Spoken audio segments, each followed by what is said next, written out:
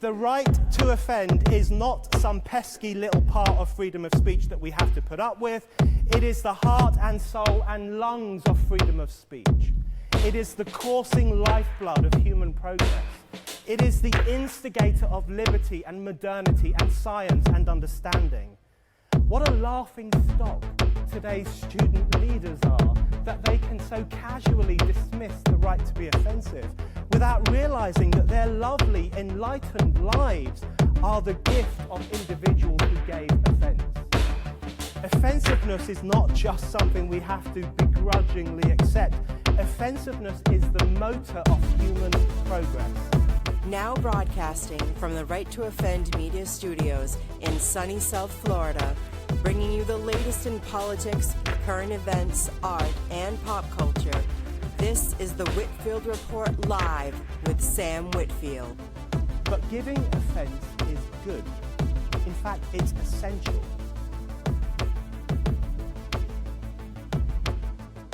Alrighty, ladies and gentlemen, welcome to the Monday edition of the Whitfield Report. I am your host, Sam Whitfield, recording here at Right to Offend Media Studios. Joining me today is someone who I've been wanting to get on the podcast for a while, and evidently he's been wanting to come on the podcast for a while, so glad we finally got him on. But Mr. Travis Davis is here, who he writes in the same genre that we all do in my circle, the political thriller espionage, but his style is a bit different because he, instead of going in the direction of the Cold War and World War II, he goes back even further in his first thriller, one of four, which is a World War I thriller.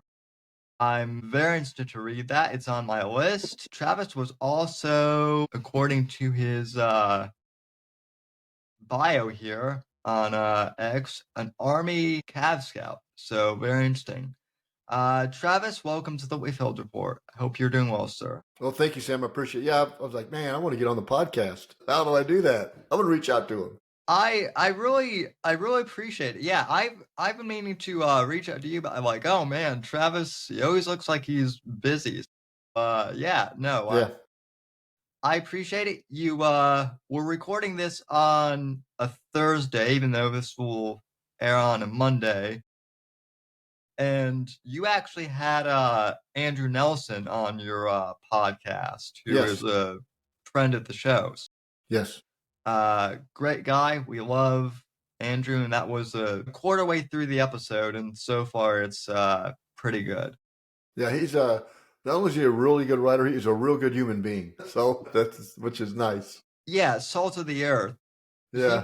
I live in Florida, and after the when the hurricanes were on the way here, he was one of the first people online who actually reached out to me to make sure that my family and I got out okay. So yeah, he's a terrific guy. Yep, that he is. But anyway, well, Travis, I imagine you have quite the background, sir. So just tell me a little about yourself, starting off.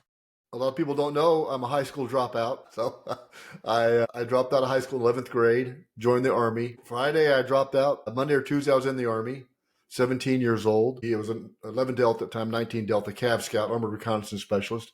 And I happened to get my GED before I even would have graduated, about a year early. I just took the test, passed it, and then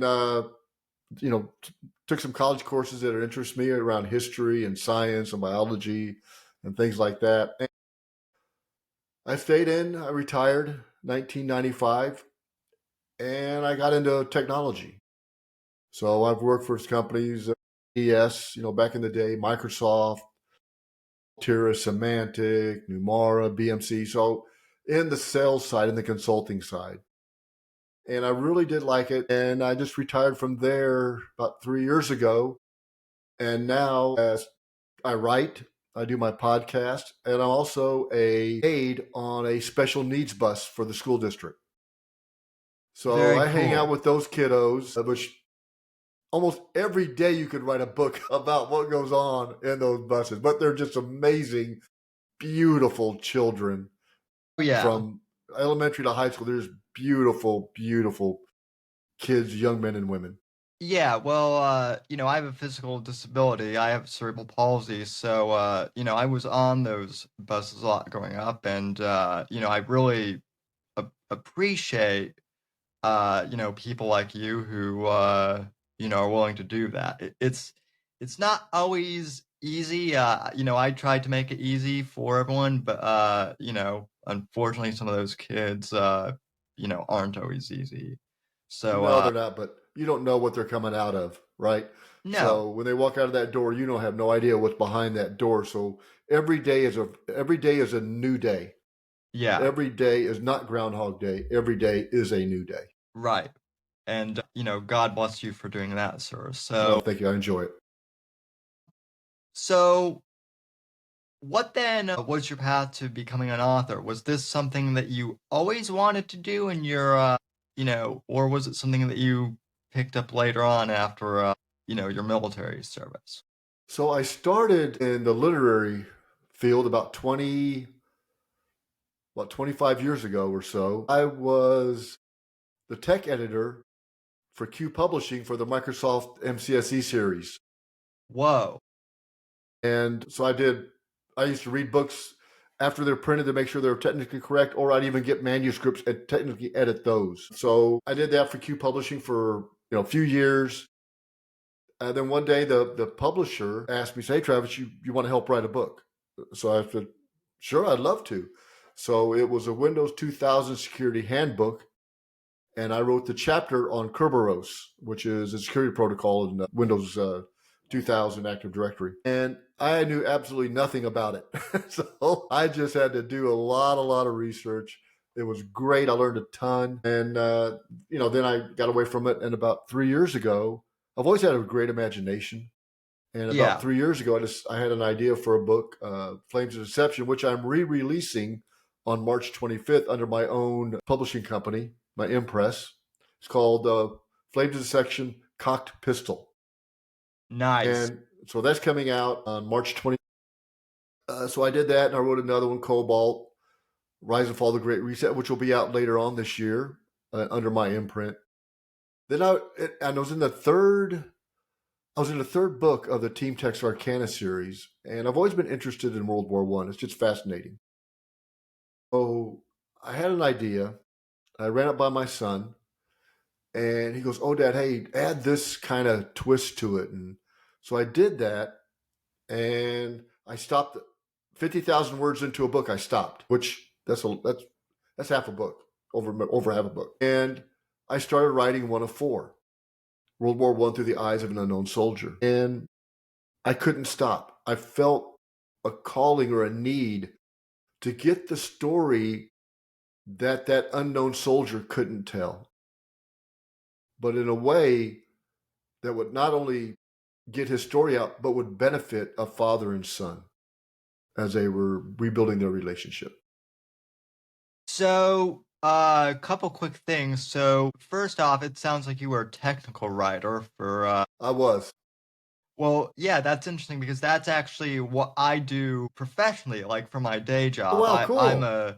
yeah, I actually got my technical writing degree from University of South Florida, and then unfortunately after I graduated, the pandemic was still going on, so the tech sector wasn't really hiring. I was in kind of the sticky situation of, hey, these are entry-level positions, but also we want you to have 5 years experience, even though you Yeah, just graduated from college. So now I've just been freelancing, excellent. kind of online, and it's actually turned out well for me.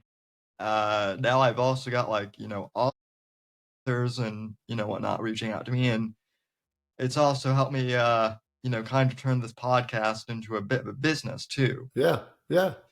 Well, that's interesting. So I'm linked in with a guy named Rod Trent. I will connect you two together. I've known him for my entire technical career, I think, and he writes right now for Microsoft Press.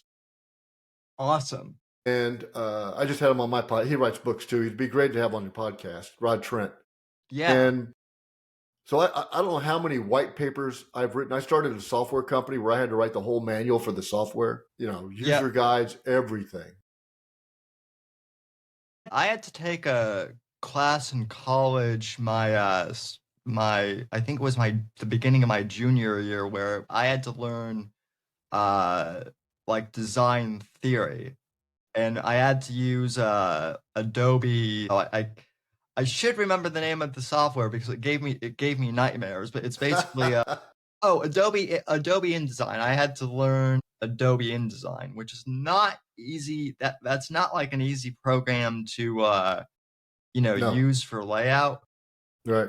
And I remember like I would get like sometimes I would like wake up in the middle of the night in like a cold sweat, like thinking I was gonna fail No. the class, but I actually ended up getting a design award, and turns out that all that design theory that I never thought I was going to use actually turned out to be really helpful when I went into self-publishing. Oh, yeah. Definitely. To any college kids still, out there, if there's a college class that you're taking that you don't think you'll ever use, you never know. You might actually, use something, particularly in graphic design. Yeah, exactly. No, I agree. There are things that you think you might not use, you're going to be able to use, that I use, that I picked up in the military that I still use today in some respects or another.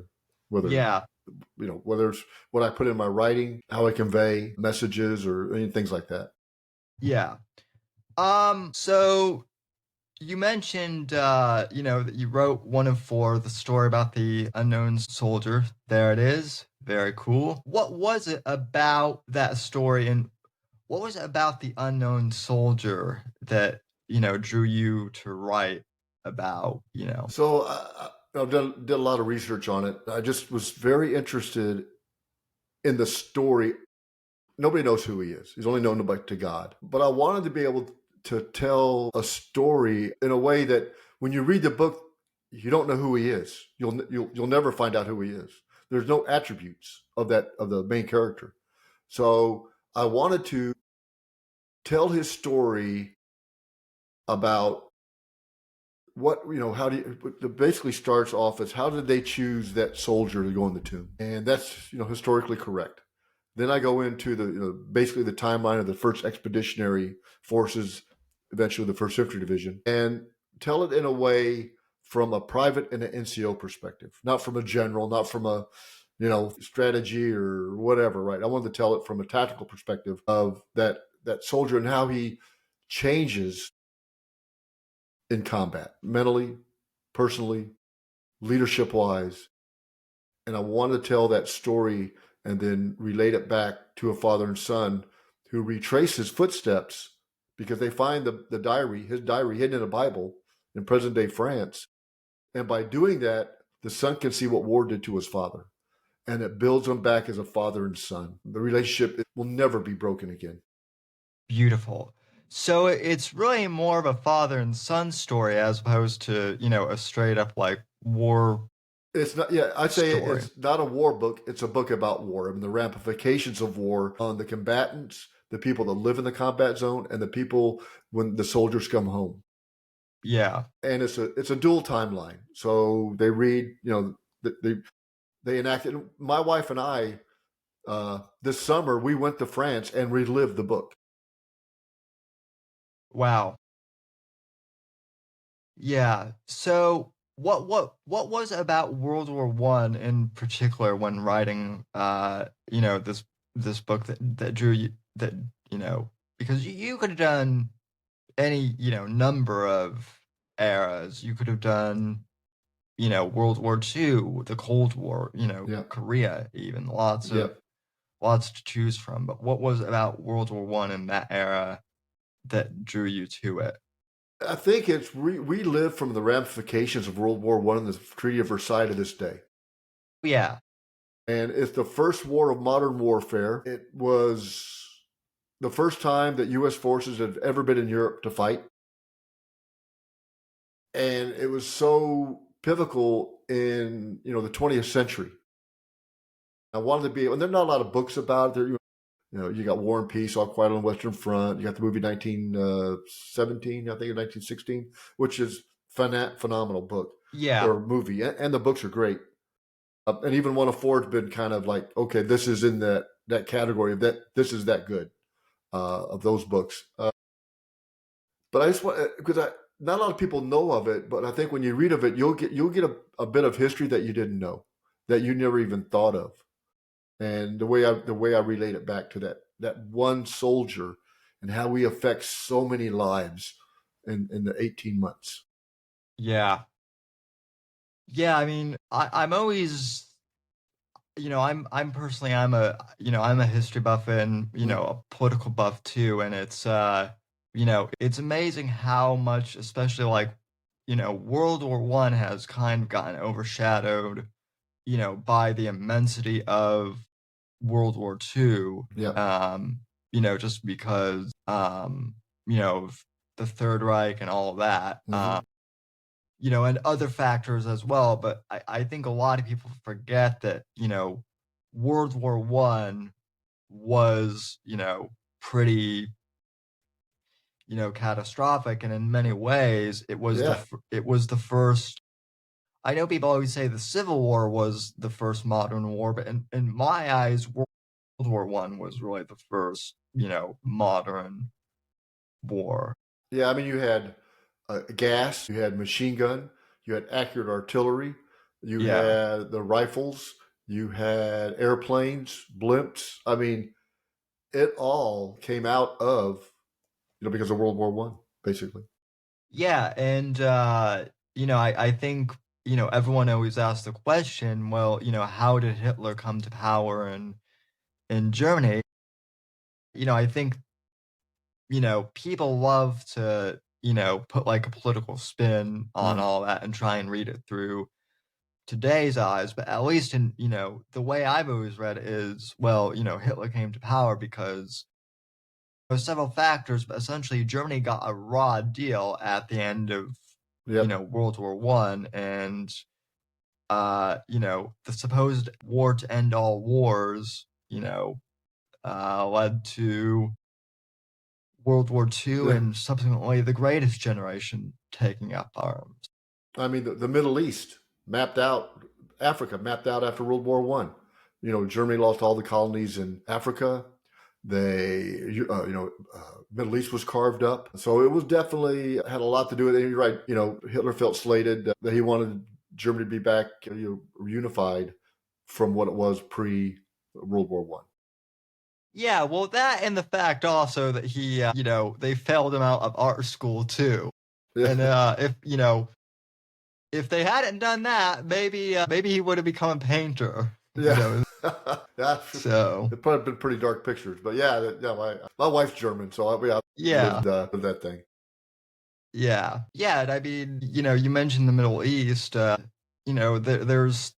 There's so much, even with like, World War One that, impacts us today that a lot of, Americans at least don't even know about. Yeah, I mean, Halloween before World War One was, the chocolate bar and everything was really revolutionized in World War One because they had the way to get nourishment to the troops, calories. Right. And trick or treating really came out, from what I've read, out of World War One, to giving candy away. Yeah. The Clark bar and some of these other bars that have been around for a long time, and it was because they need to get calories to the soldiers. Yeah. I mean, same thing in, World War II with, rations and, Yep. all that. So, Yeah, I've had my share of sea rations. well, I'm sure. What was, if you don't mind, what was your experience in the Army like? I loved it. So, Armor Reconnaissance Specialist, or Cav Scout, is basically the reconnaissance for a corps, if it's an Army Cavalry Regiment or division or battalion. I had a 30-man scout platoon, 29 enlisted, one officer, normally a first lieutenant in like an armor battalion, and just loved them. Great guys. we would go out, and our job is to locate the enemy, and so they can make the commanders can make plans off of what we found and where we found it, when we found it, what the spot report, size, activity, location, a salute, size, activity, location, unit, time, equipment. I mean, that's 40 years old, and I remember that. That's what salute means. Yeah. So you weren't in, well, I mean, I don't know. It is, are the scouts like in special forces or anything like that? No, Or no, it's not. There's not a lot of Cav Scouts in the Army. There's 30 in a battalion. I don't know how many people in a battalion, probably 300-400 maybe. But it's very it's unique in the ability that even though my MOS was the 19 Delta, I mean, I flew in helicopters. I was a left front seat in a OH-58 for 3 years. I was in a straight leg infantry platoon. Hueys, guys flew in Vietnam. We walked in and flew out, or flew out and walked in. We never did both. Being in an S2 or an S3 shop, intelligence shop, or platoon. So the diversity of what you're able to do. I drove for a deputy brigade commander, brigade sergeant major. So the things you're able to do in that job is just, you don't get bored. You're always changing and doing something else in that career field. But I like it. Now, when my son went in the Army, I told him don't do it, because I wanted him to, have a job when he got out of the Army. And he was a geospatial guy, imagery analyst. nice. Yeah, I'm told that, those guys make good money. So he got a good job. He works up in Northern Virginia for the aerospace industry for the government. Yeah, he got a good job. My best friend's brother does stuff like that for Bozell and Hamilton out in California. Yeah. Big defense contractor. Yeah. So he's he's 31 years old and already makes like, 7 figures. Can't beat that with a stick. No, you sell a lot of books. Yeah, well, I keep telling him, I'm like, hey Jake, purchase more of my books and give them out to your friends. I could use some of that, Yeah. Oh yeah. money. Yeah, I'm pretty excited about the relaunch of Flames of Deception. A total, almost not a rewrite, but very heavily edited, and a lot of new stuff in there. I'm pretty excited about that. Yeah, we'll talk about that one, because I saw the title, and I don't know how much you've checked out my bio, but my series is actually called Shadows of Deception. I promise you folks, neither of us, we're not copying each other. No. At least I don't think. No. But yeah, there's something about the word deception that just for thrillers always is really it's an attention getter. So yeah, the premise is geospatial imagery intelligence analyst has uncovered the best kept secret in the 21st century by analyzing images from the oil fields in Russia, Siberia. And that sets off a whole clandestine operation to figure out what's going on. And at the same time, Russia, China, and India form an alliance and are moving troops around the world, and purposely avoiding the United States, though. And at the same time, China launching very sophisticated cyber espionage against a green energy grid. And if you looked up what cocked pistol means, it'll tell you in the book what that means. It's there's a reason why that name is part of the book, the secondary title. What? So you mentioned that this is a rewrite that you're doing. So when did you first write Flames? 2022. Interesting. So I mean, the Russia-Ukraine war was already on, but it wasn't fully. Had you had an idea of, to do something like that before Russia-Ukraine, or did Russia-Ukraine impact? Or see, I had the idea in February of 2022, and I started writing in March. I think the Russians invaded in February of 2022. It's not a big aspect part of the book at all. Right. Other than they know they feel like they got their butt kicked. But it's more, it's sort of like a techno thriller in the maybe a Tom Clancy, Clive Cussler type kind of book. And then I form a team out of these 3 people, Tex, Tyler, and Kim, because their unique ability form a team. Yeah, I mean, it is it is interesting. I kind of figured you were off, that you were off doing your own thing, but it is very interesting how oftentimes, uh, you know, just through coincidence, a lot of our fiction mirrors what's going Yes. on. Yes. So, uh, there's actually at the end of my second book, The Fourth Estate in the Hmm. Shadows of Deception Saga, there's actually a presidential assassination attempt that I had Wow. written at the beginning of last year, and Yeah. then like around June, people were like, did you take and I'm like, no, I wrote that, way Yeah. back before the assassination attempt Yeah. even happened. Yeah. There's a lot of truth in fiction. Yes, sometimes Eerily. in, not the most settling ways either. Yes. I agree 100%. But I do write, I'm actually there's a woman in one of four, a French girl that actually finds the diary and watches the soldier get killed. She witnesses death. Wow. And uh in the book, she gets killed in World War II in the French Resistance, and I'm actually writing her story. Gotcha. So, are you planning on like doing an eras, series with like one of four and making it into like a history series? I I do. I have a Korea War idea that I'm working on. I also looking at doing a World War One series of the units that I was in the Army that were in World War One. So I was in the First Infantry Division. I was in the Third Infantry Division. I was in the Second Armored Cavalry Regiment.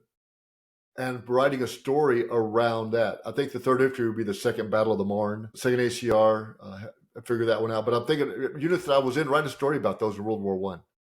I think that'd be kind of cool. Yeah, well, especially also you mentioned Korea. That would be fascinating because unfortunately Korea is called the Forgotten War. Yes. You know, Vietnam gets, a lot of attention, unfortunately for a lot of the wrong reasons, but Yeah. it still does. Hmm. Um, since I've been alive, with Vince Flynn and Jack Carr, we have all the War on Terror, Yeah. books. Right. So Yeah. I didn't want to write one of those. It's just I think that I think they write it well enough that it'd be tough to write. Get into that genre. yeah, well, I mean, that's the other thing too, is like every author has to find their niche. And Yep. the one thing I always tell, new authors, I mean, I've been writing for the past decade. I've only been, a published author for 2 years at this one point. And the one thing I Yep. always tell new authors is, if you're starting out, just write for yourself. Yep. Because especially in this genre, because you may be a great writer. Hmm. You may, in some people's opinions, even be better than some like Tom Clancy or Jack Carr. Hmm. But that doesn't mean that you are Tom Clancy or Jack Carr, Yep. and you're not going to get the royalties Hmm. right away, and you're not going to skyrocket to Right. overnight Yep. success. So Exactly. Exactly. I look at it as I enjoy just telling a story, and people enjoy the story, and take a break from their normal lives for just a little bit, and go somewhere else in their head by reading the words that I'm putting down on paper. yeah, well, and for me personally, like writing in the political thriller genre, I mean, I was in the college Republicans while I was, still in Hmm. college, and I've dabbled in politics a little bit. So it's you know, it's a lot politics is actually a lot less thrilling than in thrillers, but it's still nice to suspend your disbelief a little bit and just weave, Yep. tales. Like you, Yep. I have a pretty active imagination. Me too. Uh, yeah. And, To say the you least. know, writing can be pretty therapeutic, I Yeah. find. Oh yeah. I agree 100%. Well, how'd you kind of jumping gears a little bit, how'd you get into podcasting? So when I wrote Flames of Deception, I had no idea about writing a book or authoring a book or publishing or anything. So I decided, what a better way to do than interview people that have done it. So that's why I started Author Ecke, which Ecke in German or in English is corner. It's German for corner. So Author Right. Corner. So I wanted to be able to, interview people that have sold one book, people that sold 1,000,000 books, people that are editors or audio professionals or voices. And so I've released 100 episodes. And again, it's genre, who cares what genre it is? I've interviewed children's authors, every spiritual books, you name it. I've interviewed Yeah. folks because I just think it's interesting because everybody has a nugget of information that you can get to help you along your path. And that's just the goal of it. Yeah, I mean, even since I've been, interviewing authors, for the past, 2 years, you know, my show used to be mostly like, news and like politics and then Mm-hmm. some, current events, but like ever since I've started interviewing, people like I've been interviewing all these authors and it's definitely helped develop my writing, Oh, yeah. just by gaining insight from other authors and then plus like I find that all the authors that I've had, yourself included, like they have a story themselves to tell, which I always find very interesting. Yeah. Yeah, I've got an idea for a more of a in a perspective book, but it'd be tough. It'd be tough for me to write. I have the title. It's called, uh, son, father, grandfather, Yeah. and it's all those three things. But yeah, maybe I'll get to it. But yeah, so you're right, and everybody that I've met is very helpful. I've met anybody that you know won't try to help you or read a ARC copy for you or give you feedback. I find it very symbiotic. The relationship in the author community is very, very good at that. Yeah, well, yeah, I find it much the same way. Same in the podcasting community, which has changed a bit because like I've been podcasting since 2008, so I've been at this for quite a Wow. while. The podcasting space, depending on, which, I guess, genre you're in, it used to be like really, competitive. I wouldn't really say cutthroat, but like, not a lot of people were, it was kind of every man for himself for a while. But I think as the medium has kind of, evolved and grown over the years, people are a lot more helpful. Yep. And then like, just again with the writing community, like everyone's giving each other shout outs and Hmm. I try and, shout other people out and it's been a little I don't want to say weird isn't the right word, but very humbling is the right word because I got a DM from, someone yesterday who I didn't know from Adam, and they were just like, dude, you're one of my all-time favorite authors, Well, that's cool. and I'm like, you know, like, wow, who am I? Like, in the grand scheme of things, like Yeah. I'm a nobody, and yet, Yeah. here's this guy saying that like, you're a legend or something like that. So, Yeah. I mean, I'm well crap, and that's at the bottom of the ocean. So if anybody recognizes me, I feel pretty good yeah. about that. Mm, yeah, I think there's a lot too, specifically like with the writing, uh, podcast genre, and there are a couple of them now too. But I find, even with listening to a few of them, you can always gain you can always gain insight, even if you're listening to the same interview even if you're listening to the same person on Yep. different podcasts. And So some of it just help you get over that maybe you're not as motivated by you hear somebody that wrote a book or published a book and say, oh, now I'm okay. Now I get motivated. Now I feel good about. Let me get back into it. Let me get back and write something. yeah, well, sometimes I know authors who they're really good at writing the story, but then they don't know how to, market it or really how to, Yeah, you that's tough. yeah, that is tough. Even for me as, someone who does technical writing and social media, for a living, it's kind of it's insane with podcasting.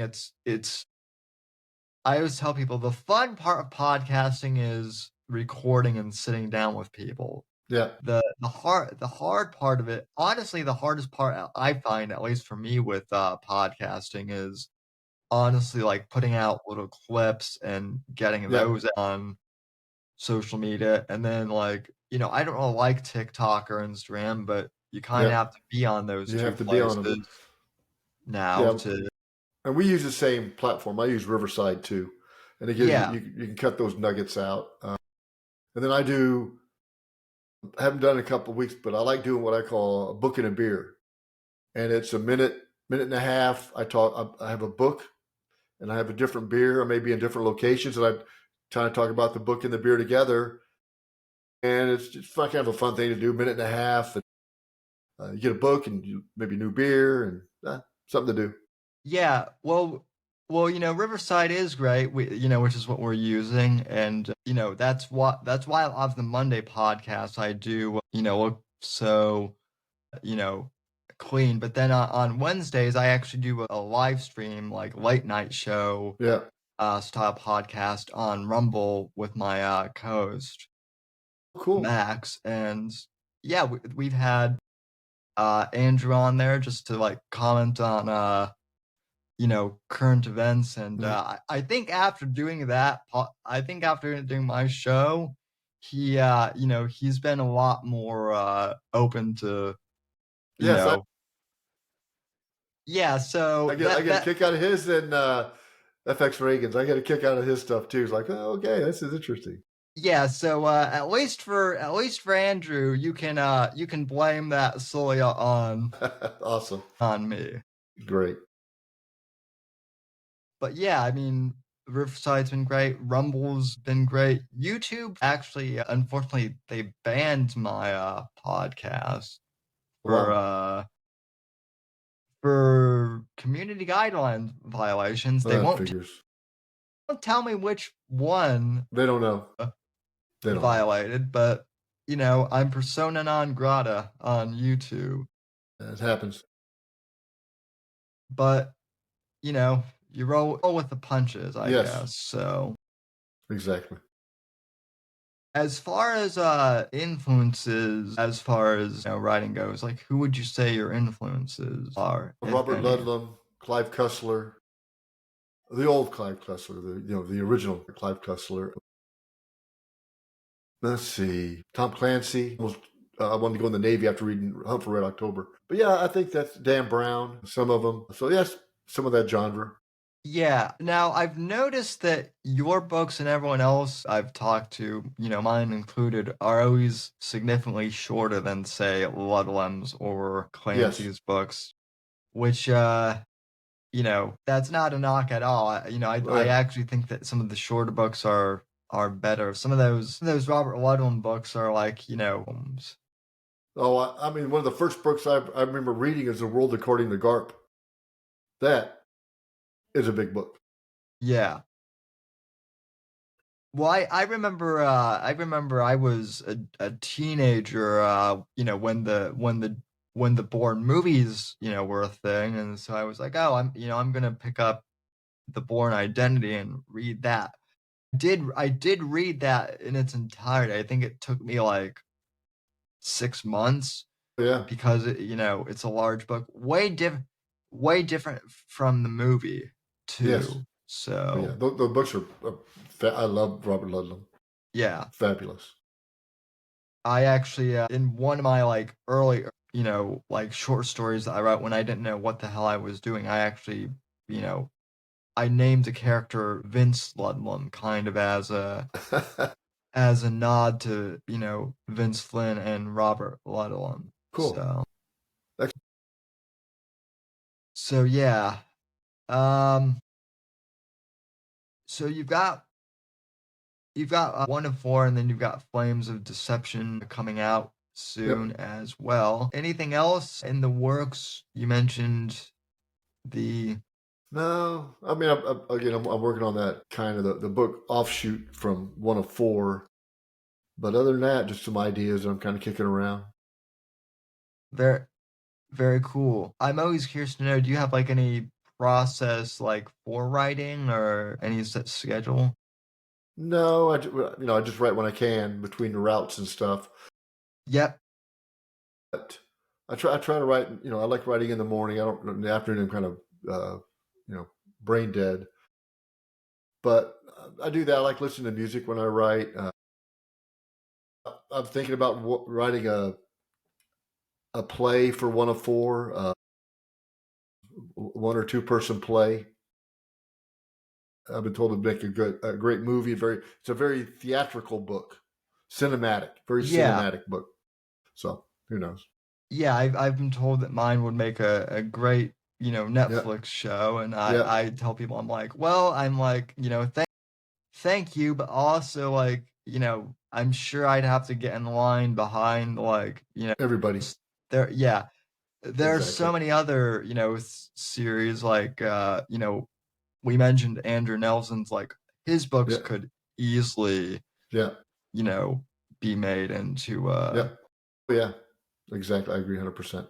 you know, his his his books, and I know he'll hear this. I actually enjoy the James McGuire books more than I enjoy the Alex Cross books. So yeah, but anyway, well, any other we No, covered a lot of ground.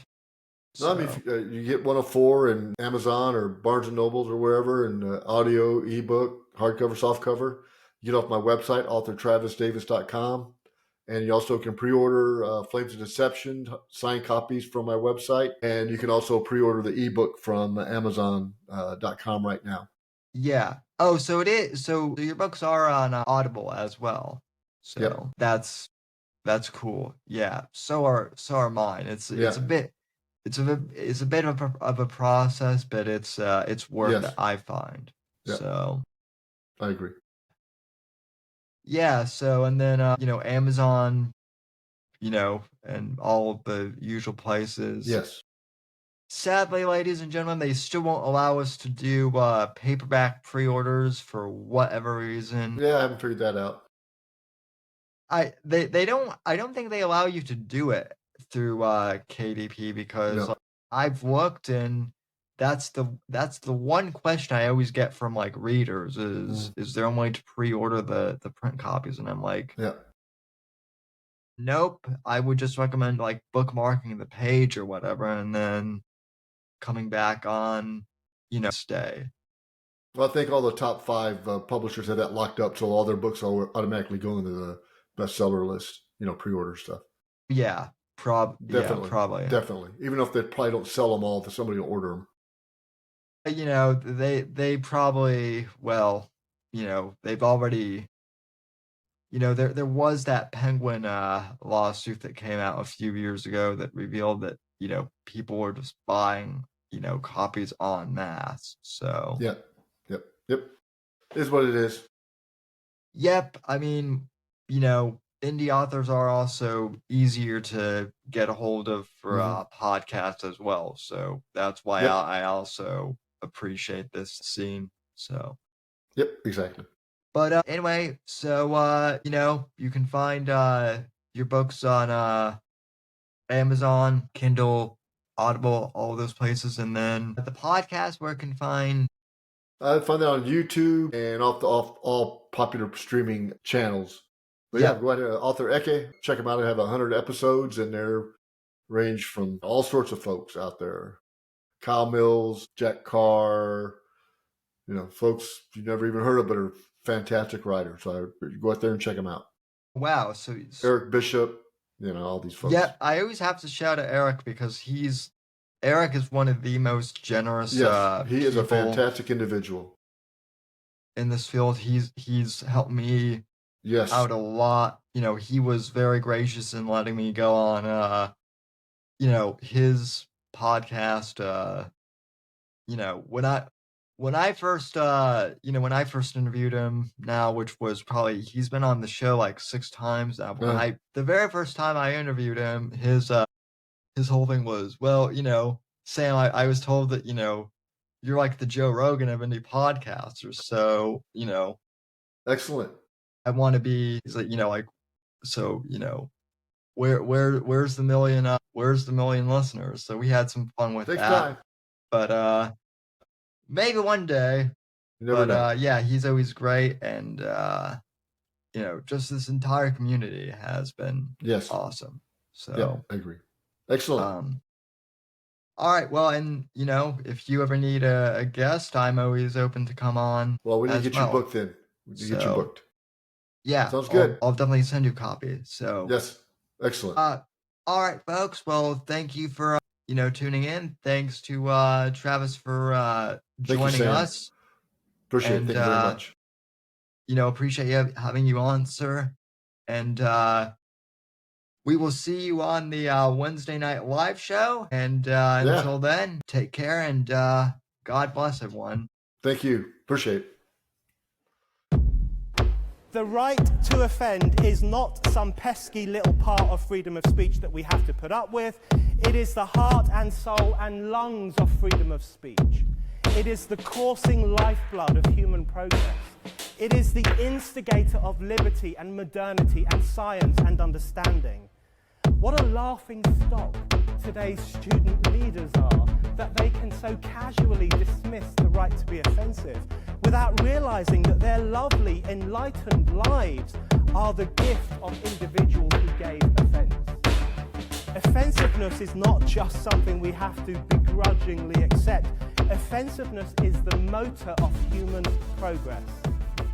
Thank you for watching the Whitfield Report live on the Right to Offend Media Network.